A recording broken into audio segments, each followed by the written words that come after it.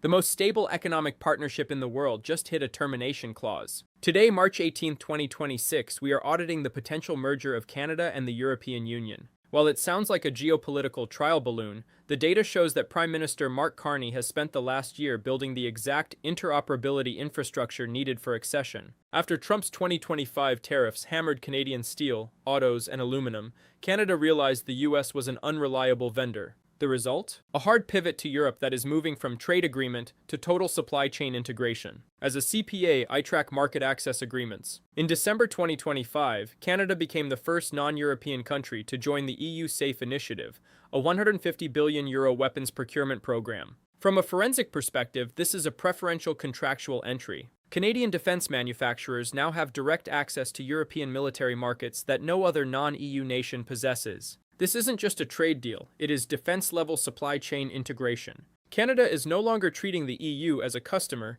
but as a joint venture partner on par with NATO. I'm Camilo Motato reporting for Thu News. As a certified public accountant, I look at risk mitigation through diversification. In an audit, if 75% of your sales go to one customer and that customer becomes hostile, you have a concentration risk that threatens your existence. Today we are auditing the Carney pivot. We are seeing a G7 economy reweighting its entire resource portfolio, natural gas, rare earth minerals, and timber, away from the US dollar and toward the euro-denominated markets of the EU. Can Canada actually join? The technical audit says yes. While the Treaty of the European Union currently restricts membership to European states, it can be revised through unanimous consent. As a professional, I look at institutional fit. Canada already behaves like a values-based club member. They have the natural resources Europe desperately needs, energy security and critical minerals, while Europe offers Canada a massive consumer market that isn't trying to annex or tariff them into submission. The Overton window has shifted. What was a joke in 2024 is now a strategic priority in 2026. In the world of forensic accounting, we look at asset proximity. The US-Canada border has historically been the safest, most economically integrated frontier on the planet.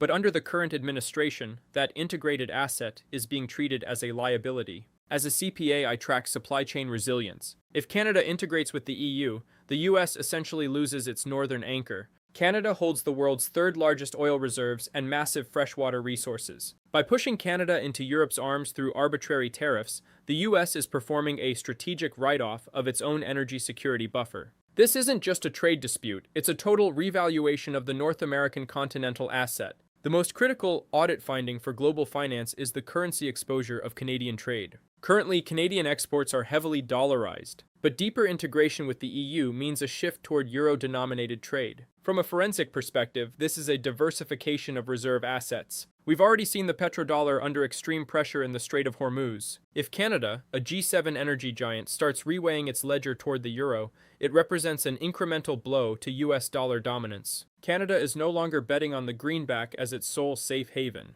What does the EU gain in this merger? Strategic depth. By bringing Canada into its regulatory umbrella, the EU gains a resource-rich, politically stable member with Arctic territory and a massive land base. As a professional, I audit sovereign buffers. For Europe, Canada is a hedge against both US economic coercion and Chinese influence. This is a low-risk, high-reward acquisition for Brussels. Canada provides the raw materials, and Europe provides the institutional protection. The infrastructure of sovereignty is being built in quiet meetings about digital standards and semiconductor supply chains, while Washington is distracted by internal chaos. The final audit of March 18, 2026, shows that the North American trade bloc is in a state of dissolution. Prime Minister Mark Carney is not just making trips, he is performing a forensic reorganization of Canada's future. As a CPA, my verdict is that we are witnessing the biggest geopolitical breakup of the century. While the US tried to bring Canada to heel with tariffs, they accidentally triggered a capital flight of sovereign loyalty toward Europe.